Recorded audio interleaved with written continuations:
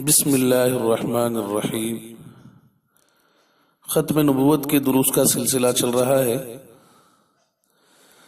آج آپ حضرات کے سامنے جو گفتگو ہونی ہے وہ ہے دعووں کی قسمیں، کہ دعویٰ جو بھی آدمی کرتا ہے تو اس کی کتنی قسمیں ہیں، اور کون سا دعویٰ قابل قبول ہے اور کون سا دعویٰ قابل رد ہے، مردود ہے۔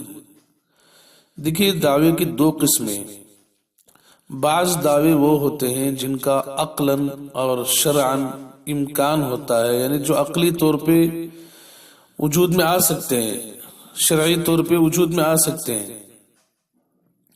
کچھ ایسے دعوے بھی ہیں جن کا شرعاً یا عقلاً کوئی امکان نہیں ہے، عقل بھی گواہی دیتی ہے کہ ایسا ہو نہیں سکتا، اور شریعت میں بھی اس طرح کے ہونے کا امکان بالکل نہیں ہوتا ہے۔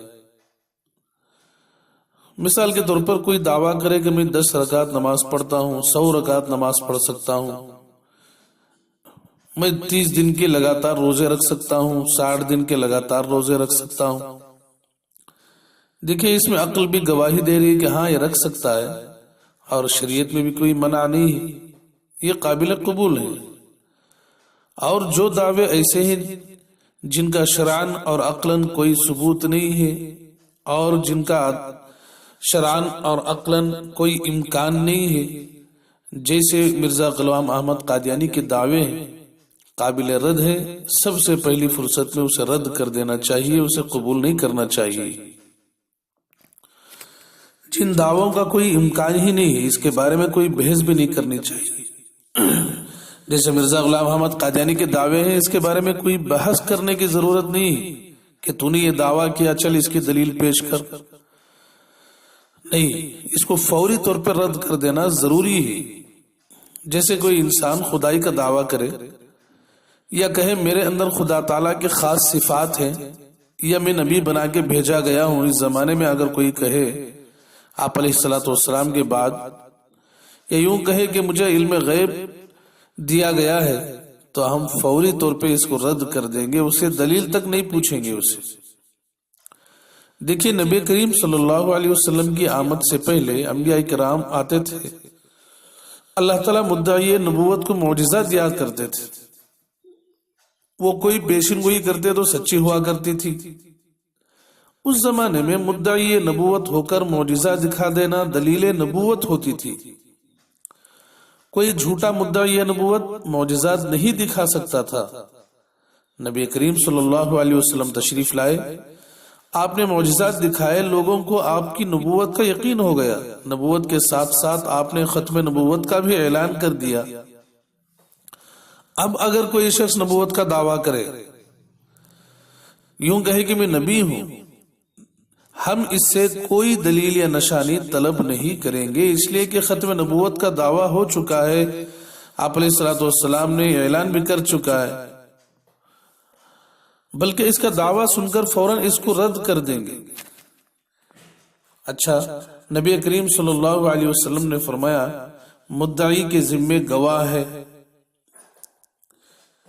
البینۃ علی المدعی والیمین علی من انکر، کہ جو دعویٰ کرتا ہے اس کے ذمے دلیل پیش کرنا ہے۔ اب جو دعویٰ کرے گا تو دلیل پیش کرے گا، تو ہم کہیں گے کہ ایسے مدعی کے بارے میں ہے یہ جملہ آپ علیہ السلام کا، جس کا دعویٰ شرعی طور پر ممکن ہو، شرعاً جو دعویٰ ممکن ہو، ایسا دعویٰ اگر کوئی پیش کرے تو اس سے دلیل پوچھی جائے گی۔ یہاں اس طرح کے دعوے نہیں جو شرعاً بھی ناممکن ہے اور عقل بھی اس کی گواہی نہیں دیتی۔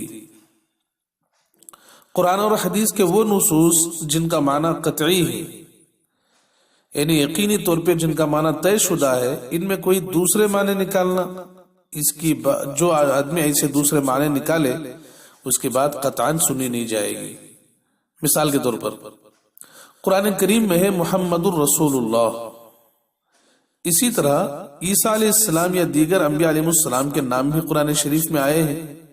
حضرت مریم کا نام ہے، احمد یہ بھی نام قرآن شریف میں آیا ہے، اور یہ صرف نبی کریم صلی اللہ علیہ وسلم کے لیے استعمال ہوا ہے۔ اب دیکھیں، مرزا قادیانی نے ان مختلف موقعوں پر آئے ہوئے ان ناموں کو اپنے لیے استعمال کیا، جبکہ ان کے معنی طے ہو چکے ہیں کہ عیسیٰ علیہ السلام سے مراد عیسیٰ ابن مریم ہے اور احمد سے مراد نبی کریم صلی اللہ علیہ وسلم ہے، اور جتنے انبیاء کرام علیہ السلام کے نام آئے وہ ان کے لیے خاص ہیں، مگر مرزا قادیانی نے ان ناموں کے سلسلے میں دعویٰ کیا ہے کہ یہ میرے لیے استعمال کیے گئے ہیں۔ یہ اس کے دعوے قطعاً قابل سماع نہ ہوں گے، ان کی طرف توجہ بھی نہیں دی جائے گی، سنتے ہی پہلے مرحلے ہی میں ان کا انکار کر دیا جائے گا۔ اچھا گمراہی میں وہی پڑے گا جو فوری طور پر ایسے لوگوں کی تکذیب نہیں کرتا بلکہ سوچتا رہتا ہے کہ اچھا ایسا بھی ہو سکتا ہے کیا، یعنی مطلب اس میں کچھ تردد کرے اس کے جھوٹا ہونے میں، تو یہ لوگ بڑے خطرے میں ہیں۔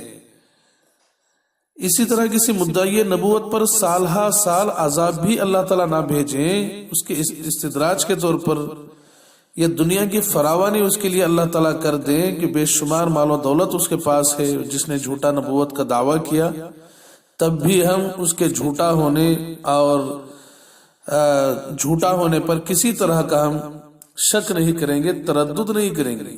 ہاں یہ اور بات ہے کہ اس کے پاس مال کی فراوانی آ گئی یا اللہ تعالیٰ کی طرف سے اسے ڈھیل دی جا رہی ہے، یہ اور بات ہے، مگر ہم کسی طرح اسے تسلیم کرنے کے لیے تیار نہیں ہوں گے۔ اللہم احفظنا، اللہم اعزنا، آمین، وآخر دعوانا ان الحمد للہ رب العالمین۔